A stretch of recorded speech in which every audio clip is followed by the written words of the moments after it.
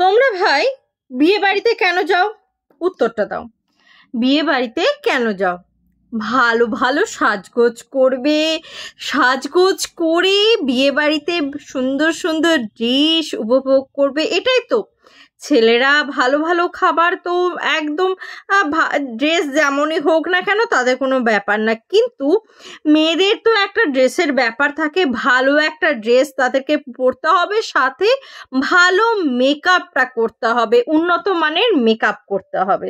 সাথে কি করতে হবে? এই যে ভালো ড্রেস আর মেকআপটা করলো, সেটা কিন্তু ফটোশুট করতে হবে তাদেরকে। হ্যাঁ বন্ধুরা, ফটো তুলতে হবে। ফটো না তুললে এই যে তারা দীর্ঘক্ষণ ধরে এই যে কষ্টগুলো করলো, শাড়ি পরা বা লেহেঙ্গা যে যাই পরুক না কেন সেটা একটা পরলো, সাথে যে মেকআপটা করলো, এই যে একটা বড় একটা কষ্ট বলো, পরিশ্রম বলো, এই যে একটা পয়সাবিহীন, মানে বিনা পয়সায় যে নিজের কায়িক পরিশ্রম দিয়ে একটা পরিশ্রম করলো, সেইটার উসুল হচ্ছে ভালো ভালো ছবি তোলা।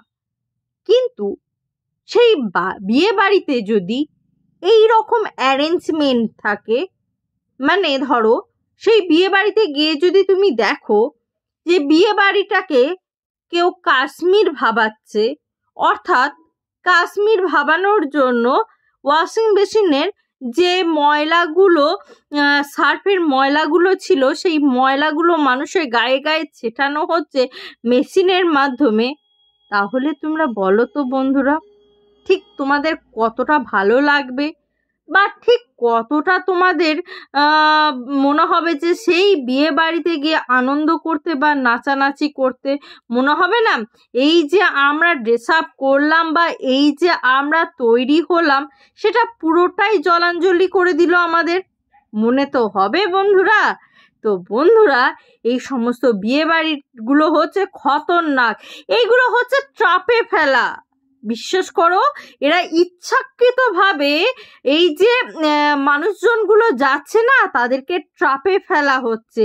সমস্ত বিয়ে বাড়িগুলো মানুষদেরকে ট্রাপে ফেলা হচ্ছে, জানো তো।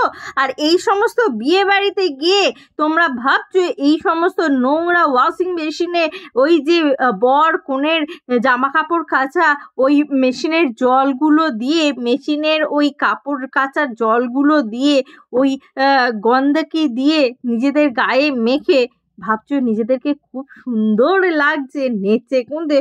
মোটেও ভালো লাগছে না, মোটেও ভালো লাগছে না। সেই নিয়ে সারাক্ষণ থাকা, এগুলো কি ভালো?